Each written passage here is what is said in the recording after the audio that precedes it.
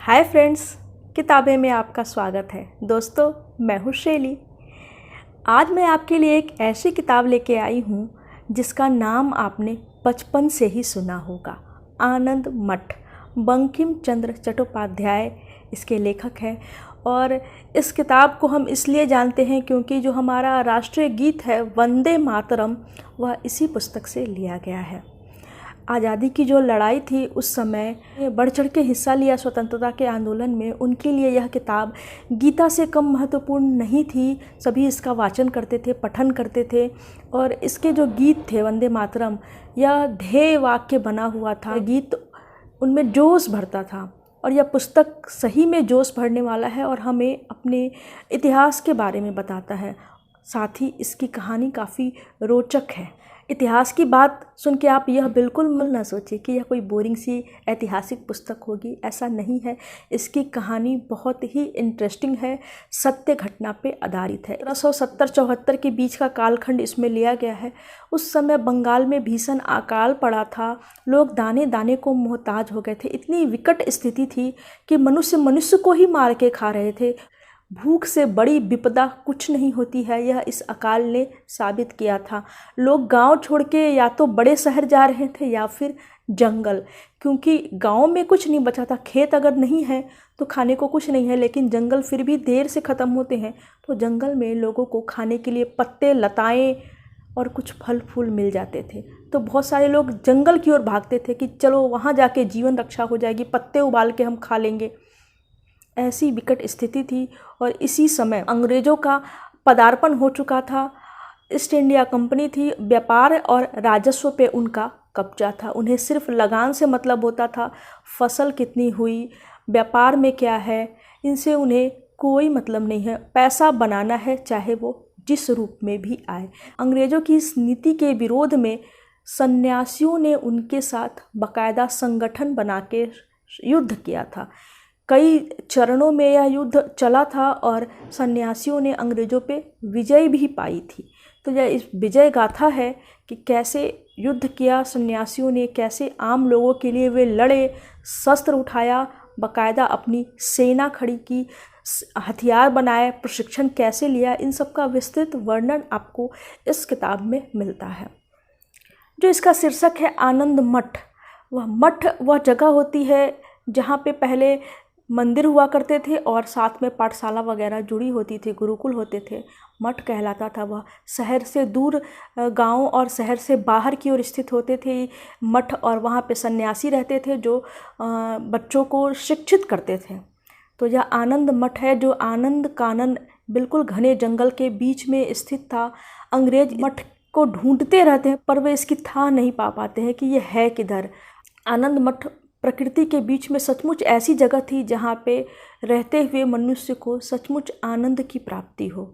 यहाँ रहने वाले सन्यासियों ने जब देखा कि देश स्वतंत्रता की ओर बढ़ रहा है, राजस्व किस तरीके से लोगों से वसूला जा रहा है, ऊपर से बंगाल में अकाल आ गया है, तो अंग्रेज़ों को इन बातों से कोई मतलब नहीं है कि लोग अगर लगान के रूप में पैसे उन्हें दे देंगे या अनाज उन्हें दे देंगे तो वे लोग खुद क्या खाएंगे, लोग भूख से मर रहे हैं।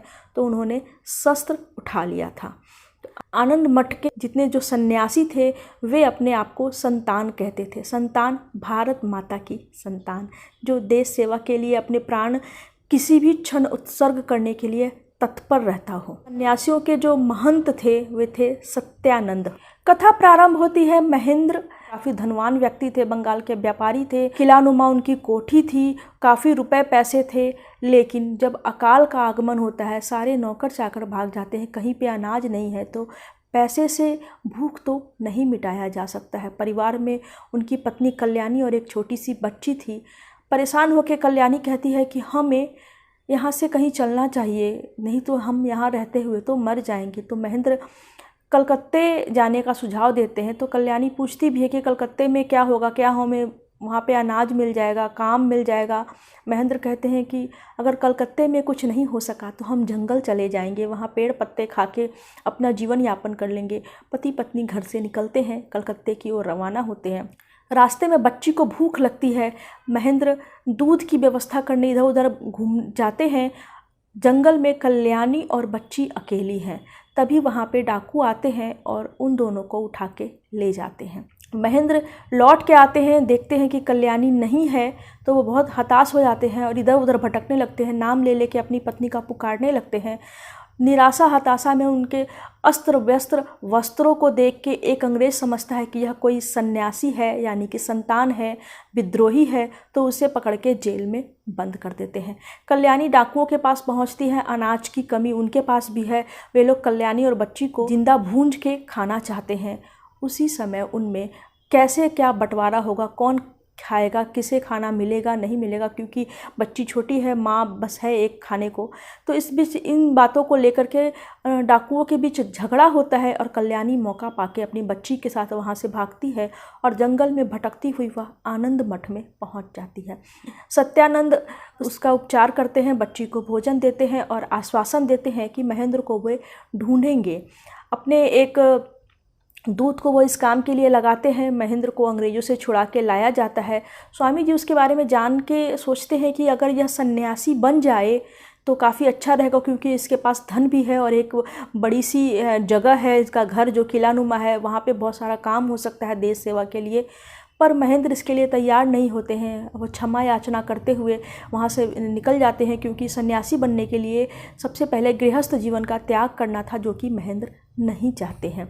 जब महेंद्र वहाँ से निकलते हैं, रास्ते में कल्याणी को इस बारे में पता चलता है, तो कल्याणी को बहुत दुख होता है कि मेरे लिए महेंद्र ने देश सेवा का अवसर त्याग दिया। रास्ते में जब वो विश्राम कर रहे होते हैं तो बच्ची एक जहर की शीशी खोल लेती है, जो कि कल्याणी बुरे समय के लिए लेके चली थी, और चाट लेती है। बच्ची की तबीयत खराब होने लगती है। यह देख के कल्याणी दुखी होती है और वह जहर खुद भी पी लेती है। सोचती है कि हम दोनों मर जाएंगे तो शायद महेंद्र देश सेवा के लिए चले जाएं। दोनों को तड़पते देख के महेंद्र बहुत दुखी होते हैं, विलाप करने लगते हैं। उन्हें लगता है कि दोनों की मृत्यु हो गई। तभी उन्हें फिर से एक अंग्रेज पकड़ के ले जाता है। वह याचना करते हैं कि मैं अपनी पत्नी और बच्ची का अंतिम संस्कार करना चाहता हूँ, पर उन्हें यह अवसर नहीं दिया जाता है। वे फिर से जेल में बंद हो जाते हैं। इधर घूमता हुआ एक सन्यासी वहाँ पहुँचता है। बच्ची जीवित थी, रो रही थी। तुरंत वह उसे ले जाता है, उसका उपचार कराता है और अपनी बहन को सौंप देता है कि इसका लालन पालन करो। बाद में एक अन्य सन्यासी जब वहाँ से गुजरता है, कल्याणी को मृत देख के उसकी नब्ज टटोलता है, तो उसे लगता है कि इसमें जीवन बाकी है। वह वैद्य था, उसने उसका उपचार वहीं पे शुरू किया। कल्याणी स्वस्थ होती है तो अपनी बच्ची और पति को ढूंढने लगती है। सन्यासी उसे आश्रम ले आता है। सत्यानंद स्वामी जो हैं वह उसके रहने की व्यवस्था कर देते हैं और महेंद्र को ढूंढते हैं। महेंद्र फिर से छूट के आता है और उसे तो लगता है कि जो परिवार है वह नष्ट हो चुका है, तो वह सन्यासी बन जाता है। सत्यानंद के जो आदेश से वह अपने किले में चला जाता है। वहाँ हथियार बनाने का काम शुरू होता है और लोगों को प्रशिक्षण दिया जाने लगता है, ताकि और सैनिक और संतान भर्ती किए जाएं, ताकि अंग्रेज़ों से जब बड़ा युद्ध हो तो काम आए। जीवानंद की जो सेना थी उसके सेनापति थे जीवानंद। जीवानंद सन्यासी जीवन अपनाने के पहले विवाहित थे। शांति नाम की एक रूपवती और गुणवती कन्या उनकी पत्नी थी। वह सैन्य कला युद्ध कौशल में निपुण थी, लेकिन उसका त्याग करके जीवानंद जो है सन्यास आश्रम में आ जाते हैं, आनंद मठ में रह रहे होते हैं। शांति को उनकी बहुत याद सताती है और एक बार मुलाकात होती है तो जीवानंद मिलने से मना कर देते हैं और बोलते हैं कि नहीं, मैं सन्यास आश्रम में ही रहूँगा, मैं संतान हूँ, तो अब गृहस्थ जीवन से और तुमसे मेरा कोई लेना देना नहीं है। शांति बड़ी निराश होती है। युद्ध कौशल में वह निपुण थे ही। उसने अपना वेश पुरुष जैसा बनाया और आश्रम में सन्यासी के रूप में भर्ती हो जाती है। उसे नया नाम नवीनानंद मिलता है। जीवानंद उसे पहचान लेते हैं। वह भी उससे प्रेम करते थे जब वह गृहस्थ आश्रम में थे। प्रेम फिर से जागृत होता है। दोनों एक साथ रहने लगते हैं। किसी को भी पता नहीं चलता है कि नवीनानंद दरअसल एक लड़की है और शांति है।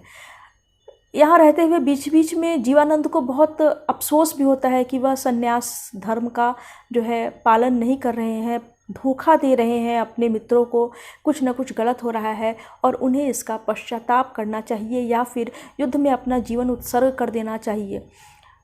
और इस बीच अकाल और अपने भयावह रूप में आता जाता है। लोग भोजन के लिए तरसते रहते हैं। बहुत सारे लोग हैं जो सन्यासी के रूप में भर्ती हो जाते हैं। उनका उद्देश्य देश सेवा बिल्कुल नहीं रहता है। वे तो बस चाहते हैं कि सन्यासी के रूप में उन्हें भोजन मिल सके और सन्यासियों के पास हथियार है, ताकत है, तो इस बल पे वो लूटपाट भी कर लेते हैं। इस तरीके से सन्यासियों की संख्या तो बढ़ जाती है, लेकिन वो सभी मूल रूप से सन्यासी नहीं है, संतान नहीं है। वे लोग आश्रम के आसपास भी नहीं रहते हैं, हमेशा बाहर की तरफ रहते हैं, गाँव में रहते हैं। क्योंकि उनका उद्देश्य लूटपाट रहता है तो वो गाँवों की तरफ, शहरों की तरफ ज़्यादा भटकते रहते हैं और अंग्रेज उन्हें मारते रहते हैं। उन्हें लगता है कि उन्होंने इतने सैनिक मार दिए, इतने सन्यासी, इतने विद्रोहियों का दमन कर दिए। बार बार ब्रिटेन में रिपोर्ट भेजी जाती है कि देखिए हम लोगों ने इतने विद्रोही को मारे, इतने विद्रोही का सफाया हो गया, अब वो ज़्यादा नहीं बचे हैं। और फिर कुछ दिन बाद कप्तान टॉम्स के नेतृत्व में सैनिक पहुंचते हैं जंगल की तरफ। तब उन्हें पता चलता है कि अरे विद्रोही तो बहुत सारे संख्या में है, आनंद मठ यहाँ जंगल के बीच में स्थित है और भयानक युद्ध होता है। इस युद्ध में बहुत सारे संतान यानी कि सन्यासी मारे जाते हैं, पर अंततः उनकी जीत होती है। इस युद्ध के बाद शांति और जीवानंद जो गलती उन्होंने की थी सन्यासी के रूप में एक साथ रहते हुए, उसका प्रायश्चित करने के बारे में विचार करते हैं और वहाँ से कहीं चले जाते हैं। किसी को भी पता नहीं चलता है कि वे लोग कहाँ चले गए। कथा इतनी ही है, पर इसे बहुत ही रोचक तरीके से लिखा गया है। जब आप इसे पढ़ेंगे तो बहुत सारे भावपूर्ण बिंदु आपको मिलेंगे जहाँ पे आपकी आंखें भर जाती हैं। जो युद्ध का सीन है उसमें आपको रोमांच हो आएगा। और मुझे हमेशा से बंगला लेखक जैसे कि शरत चंद्र हो या बंकिम चंद्र हो, इनकी भाषा बहुत पसंद आती है।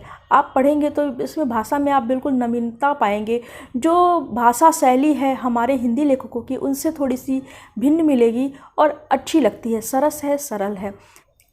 आनंद मठ का अनुवाद विभिन्न भाषाओं में हो चुका है। आपको जो हिंदी अनुवाद मिलेगा वो बहुत सरल भाषा में लिखा हुआ है। आप इसको बहुत आसानी से पढ़ सकते हैं और इसकी भाषा आपको बांधती है, प्रभावित करेगी। और कथा भी इतनी रोचक तरीके से लिखी गई है कि आप इस किताब को पूरी एक सांस में पढ़ना पसंद करेंगे।